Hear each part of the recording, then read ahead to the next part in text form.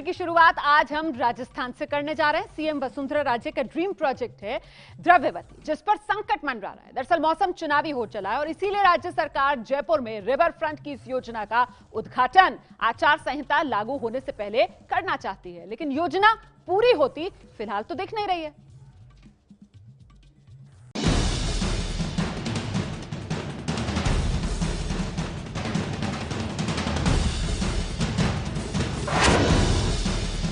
ये तैयारी चल रही है जयपुर शहर में रिवर फ्रंट बनाने की। जयपुर शहर को और खूबसूरत ग्रीन सिटी बनाने के लिए वसुंधरा सरकार ने रिवर फ्रंट प्रोजेक्ट को लॉन्च किया। योजना को नाम दिया गया द्रव्यवती प्रोजेक्ट, लेकिन काम की रफ्तार बेहद सुस्त है और आनन फानन में सरकार चुनाव से पहले इसका उद्घाटन भी करना चाह रही है, जिसके लिए दूसरा तरीका निकाला गया। राजस्थान की मुख्यमंत्री वसुंधरा राजे का ड्रीम प्रोजेक्ट जयपुर में द्रव्यवती नदी योजना, एक वो प्रोजेक्ट जो 47 किलोमीटर लंबा बनना था, लेकिन अब चुनावी आचार संहिता के खौफ में इस प्रोजेक्ट का काम चल रहा है। मैं इस वक्त द्रव्यवती के उस इलाके में खड़ा हूं जहां से पूरा एक रिवर फ्रंट नजर आना है। क्या आप सोच सकते हैं कि फिलहाल जो ये गंदा पानी जो नालों से बहकर निकल रहा है, ये महज 20 दिनों बाद एक नदी के स्वच्छ पानी के तौर पर नजर आएगा? जी हाँ, जयपुर विकास प्राधिकरण कुछ इसी प्रकार की कवायद में लगा हुआ है। कुल 47 किलोमीटर का ये प्रोजेक्ट है, लेकिन उद्घाटन की इस तरह की जल्दबाजी कि महज 15 किलोमीटर का काम पूरा कराकर इस प्रोजेक्ट को तुरंत उद्घाटन की स्थिति में लाया जा रहा है। ऐसा इसलिए क्योंकि आचार संहिता लागू होने से पहले वसुंधरा सरकार चुनाव में इसका श्रेय लेना चाहती है, लेकिन काम पूरा हो पाना मुमकिन नहीं दिख रहा। फिर भी जयपुर विकास प्राधिकरण का दावा है कि इसी महीने में 1/3 हिस्सा पूरा कर लिया जाएगा। इसमें टोटल जो 47 किलोमीटर की लेंथ है वो नियरिंग कंप्लीशन है, और अभी टॉप प्रायोरिटी में हमने जो मेन सिटी स्ट्रेच है 15 किलोमीटर का वो ले रखा है, उसको हम अगले 10 दिन में कंप्लीट कर देंगे, और जो रिमेनिंग पार्ट है उसको भी आगामी उसके बाद लगभग 20 दिन में रिमेनिंग पार्ट भी हम कंप्लीट करने का टारगेट किए हुए हैं। द्रव्यवती प्रोजेक्ट में 3 बड़े गार्डन, 15 साइकिल ट्रैक, कई किलोमीटर लंबा फुटपाथ, 50 चेक डैम और 3 सीवेज ट्रीटमेंट प्लांट की योजना है। इस प्रोजेक्ट को टाटा कंसल्टेंसी तैयार कर रही है। काम की डेडलाइन 4 बार बढ़ाई गई। सीएम के ड्रीम प्रोजेक्ट होने की वजह से जयपुर विकास प्राधिकरण भी दबाव में है। रोजाना टाटा कंसल्टेंसी के अफसरों के साथ बैठकें हो रही हैं, लेकिन समय की कमी के साथ साथ जेडीए के लिए पैसे की तंगी भी बड़ी सिरदर्दी है। संस्कृत का एक प्रसिद्ध श्लोक जिसकी अंतिम पंक्ति है ऋणम कृत्वा घृतम पीवेत, यानी कि पैसा नहीं होने के बावजूद घी पीने के लिए कर्ज लिया जाता है। कुछ ऐसा ही हाल जयपुर विकास प्राधिकरण का है। अपने पास पैसे नहीं थे, लेकिन द्रव्यवती प्रोजेक्ट को पूरा करना था और इसके लिए तकरीबन 1300 करोड़ रुपए का ऋण लेना पड़ा, और ये ऋण भी जेडीए ने अपनी जमीनों को गिरवी रख कर लिया। 25% जो कॉस्ट है वो जेडीए भी डाल रहा है, और बाकी 75% के लिए हमने लोन लिया है एनसीआर प्लानिंग बोर्ड से, तो उनके माध्यम से पैसा हमें मिला है। उसको डेफिनेटली हम इसी प्रोजेक्ट से जो लैंड रिक्लेम हो रही है उनको ऑक्शन करके उसका रीपेमेंट भी किया जाएगा। प्रोजेक्ट को आधा अधूरा ही तैयार करने के लिए दूसरे राज्यों से मजदूर बुलाए जा रहे हैं। प्रोजेक्ट का काम दिन रात चल रहा है। इसी वजह से कांग्रेस इसमें क्वालिटी से कॉम्प्रोमाइज का आरोप लगा रही है। ये मात्र खाना पूर्ति है। दिखाया तो गया था कि इसके चारों ओर बहुत अच्छा इकोलॉजिकल जोन डेवलप किया जाएगा, और ये भी कहा गया था कि आसपास जो है वहाँ पार्क भी डेवलप करेंगे, सीवरेज ट्रीटमेंट प्लांट्स भी होंगे। ऐसा कुछ देखने को नहीं मिलता। बल्कि ये देखिए, थोड़ी सी बारिश है तो आसपास की सड़क धंस गई, इसमें जाने वाली जो कनेक्टिव ड्रेनेज था वो ध्वस्त हो गया। तो ऐसी अवस्था में कॉम्प्रोमाइज काम से पहले भी और अब जो जल्दबाजी की जा रही है श्रेय लेने के लिए, वो सबसे बड़ा कुठाराघात जनता के साथ होगा। यानी 47 किलोमीटर लंबे प्रोजेक्ट को जब लॉन्च किया गया था तब बड़े बड़े दावे किए गए, जबकि प्रोजेक्ट के कामकाज में ऐसा कुछ होता नहीं दिख रहा। अलबत्ता 47 किलोमीटर लंबे प्रोजेक्ट को 15 किलोमीटर तक पूरा करके जनता का श्रेय लेने के लिए वसुंधरा सरकार ने जो शॉर्टकट अपनाया है, उस पर सियासी बवाल खड़ा हो गया है। जयपुर से मनीष शर्मा की रिपोर्ट। देखिए, हो ये भी रहा है कि वसुंधरा राजे की जो मुश्किलें हैं वो कांग्रेस ने दरअसल बढ़ा रखी हैं।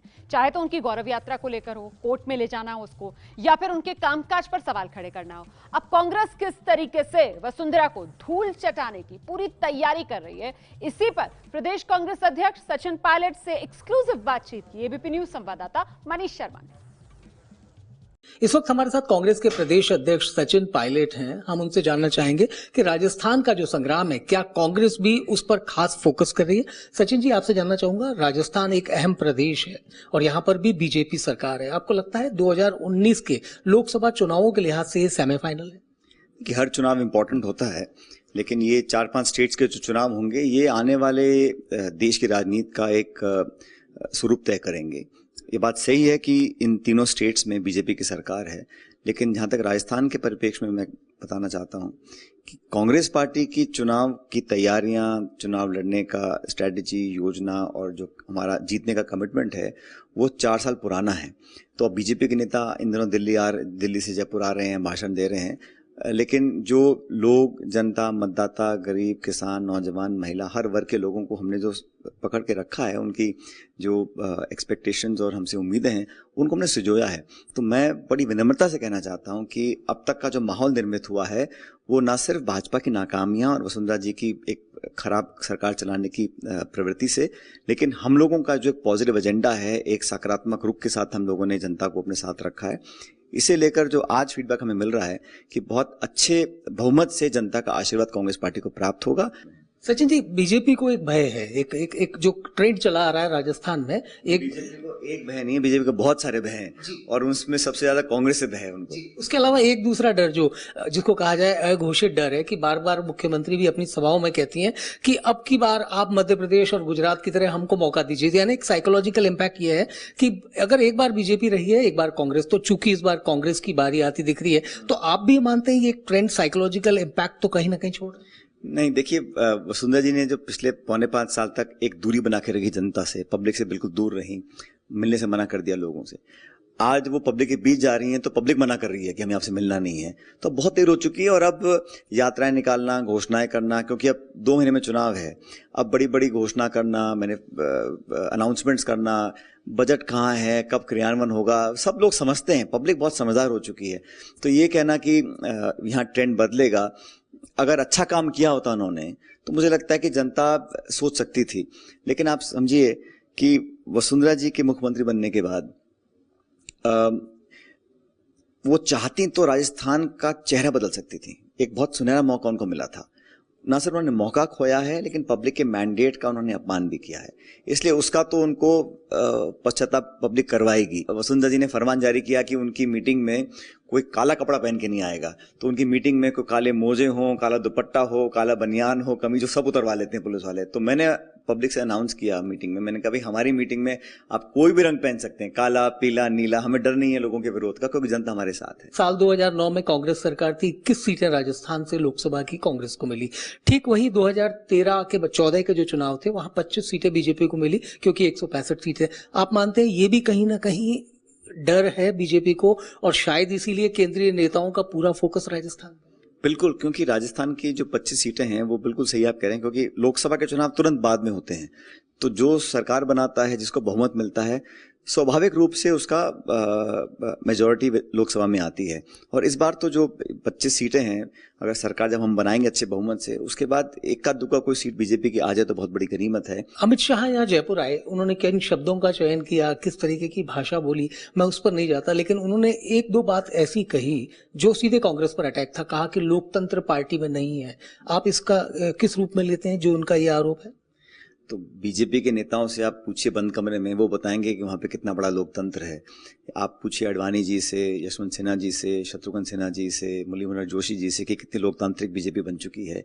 खैर, उनका अंदरूनी मामला है, उनको आदत है औरों पर टिप्पणी करने की। जिस तरीके से अमित शाह के दौरे तय हुए, अक्टूबर फर्स्ट वीक तक के दौरे तय हो गए, उसी की तुलना में अब चाहे संकल्प रैलियों का असर कह लीजिए कि कहीं ना कहीं बीजेपी को ये लग रहा है कि जिस तरह से भीड़ उमड़ रही है संकल्प रैली में, तो क्या आपको लगता है राहुल जी को भी उसी रफ्तार से या उसी गति से राजस्थान में लाए जाने की जरूरत? वसुंधरा के लिए तो हम ही बहुत हैं, लेकिन राहुल जी हर प्रदेश में जाएंगे, मध्य प्रदेश जाएंगे, छत्तीसगढ़ जाएंगे, राजस्थान जाएंगे। राहुल गांधी जी हमारे नेता हैं, उनके नेतृत्व में हम चुनाव लड़ रहे हैं और उन्होंने हम सबको निर्देशित किया कि पब्लिक के साथ अपना एक मास कांटेक्ट प्रोग्राम बनाए रखना है। 20 तारीख को राहुल जी राजस्थान आ रहे हैं, उसके बाद अक्टूबर में दोबारा उनके प्रोग्राम बनेंगे और लगातार राजस्थान उनका आने का सिलसिला बना रहेगा। तमाम विफलताओं को एक तरफ रख दें, सरकार के कार्यकाल को छोड़ दें, जनता कांग्रेस को वोट क्यों दे? कांग्रेस एक साधारण व्यक्ति की, एक आम राजस्थानी के व्यक्ति की एक्सपेक्टेशंस को अंजाम देने वाली सरकार बनेगी और हम लोग सबको साथ लेकर चलेंगे। हम लोग तानाशाही रवैये से पूरी सत्ता का एकीकरण कर काम नहीं करने वाले हैं। हम सबको सम्मान के साथ और पब्लिक क्या चाहती है उसके अनुरूप हम पॉलिसीज बनाएंगे और एक स्वच्छ सरकार देंगे, एक अच्छी छवि की सरकार देंगे। 3,500 रुपए आप युवाओं को देंगे, बेरोजगारों को, तो ऐसे हर वर्ग की अगर हम बात करें तो क्या बातें हो सकती? नौजवान वर्ग आज बहुत अपेक्षित है। अगर रोजगार नहीं मिल पाएगा तो हम लोगों को आसान शर्तों पर ऋण देंगे। वो भी अगर नहीं हो पाएगा तो जो जरूरतमंद हमारे परिवार के नौजवान लड़के लड़कियां हैं पढ़े लिखे, उनको 3,500 रुपए तक का हम लोग मासिक भत्ता भी देंगे ताकि एक थोड़ा उनका साहस बना रहे, उनकी उम्मीद बनी रहे। तो ये काम सरकार को करना पड़ेगा। हमारी सरकार प्रतिबद्ध रहेगी। हम मैनिफेस्टो में इन बातों को सबको डालेंगे। हर वर्ग के लिए बहुत लंबे चौड़े हम वादे नहीं करेंगे और झूठ के पुलिंदे नहीं बनाएंगे, लेकिन व्यवहारिक वास्तविकता जो बातें होंगी वो अपने मैनिफेस्टो में डालेंगे। तो ये कांग्रेस अध्यक्ष सचिन पायलट, उनका मानना है कि जनता कांग्रेस को इसलिए वोट दे क्योंकि कांग्रेस एक आम लोगों की पार्टी है और आम लोगों से किए गए वायदों पर वो खरा भी उतरेगी। इसके अलावा घोषणा पत्र में बेरोजगारों के रोजगार भत्ते समेत दूसरे कुछ विषयों को भी शामिल किया जाएगा। कैमरामैन गोविंद साहू के साथ मनीष शर्मा, एबीपी न्यूज जयपुर। वैसे देखिए, सिर्फ कांग्रेस से ही वसुंधरा राजे को चुनौती नहीं मिल रही है, बल्कि उन्हें अपनी पार्टी से भी चुनौती मिल रही है। भरतपुर से बीजेपी विधायक विजय बंसल ने गणेश पूजा में अपनी ही सरकार के लिए सद्बुद्धि मांगी है। ऐसा बहुत कम होता है जब बीजेपी और कांग्रेस के नेता एक साथ एक ही मंच पर मौजूद हों, खासकर जब चुनाव बेहद करीब हो, तब तो और भी ज्यादा मुश्किल होती है। लेकिन भरतपुर में गणेश पूजा में दोनों ही पार्टियों के विधायक एक साथ पूजा करते दिखे।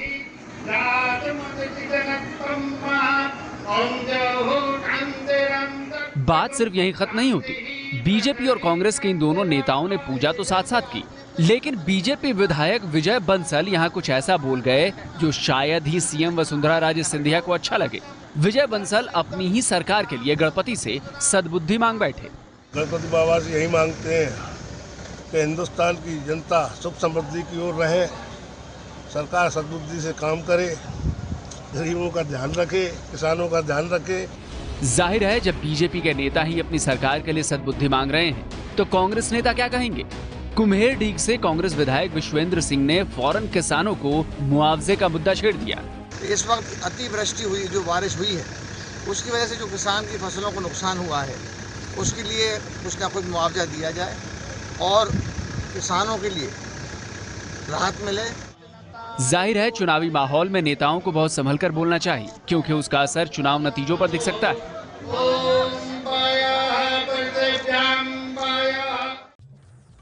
और आइए बात करते हैं छात्र संघ चुनाव की। दरअसल कोटा के जीडीबी कॉलेज में हुए छात्र संघ चुनाव में हंगामा जबरदस्त हो गया है।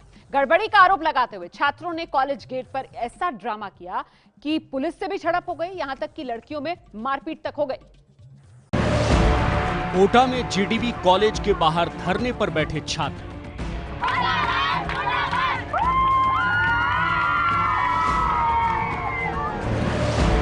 छात्र संघ चुनाव में धांधली का आरोप लगाकर छात्रों ने खूब बवाल किया। दो गुटों की छात्राओं के बीच धक्का मुक्की भी हुई, छात्राओं के बीच लात घुसे भी चले।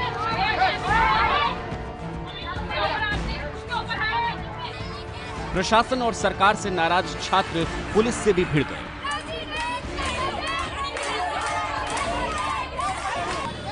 छात्राएं पुलिस की गाड़ी पर बैठ गईं और खूब हाई वोल्टेज ड्रामा हुआ।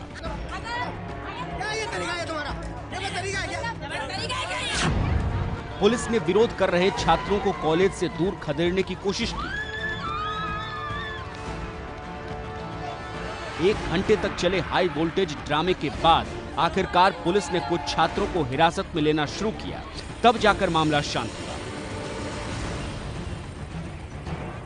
नाराज छात्र कलेक्ट्रेट के बाहर भी धरने पर बैठ गए। छात्रों ने एबीवीपी पर धांधली का आरोप लगाया। एबीवीपी के लोग अंदर आए, उनके सामने सारा काम हुआ है और उसके बाद 10 दिनों का जो है गैप रहा है। इन 10 दिनों के बीच में एक बहुत बड़ी साजिश रची गई है, बहुत बड़ी धांधली हुई। कोटा शहर के अंदर एबीवीपी का जीतना नामुमकिन था।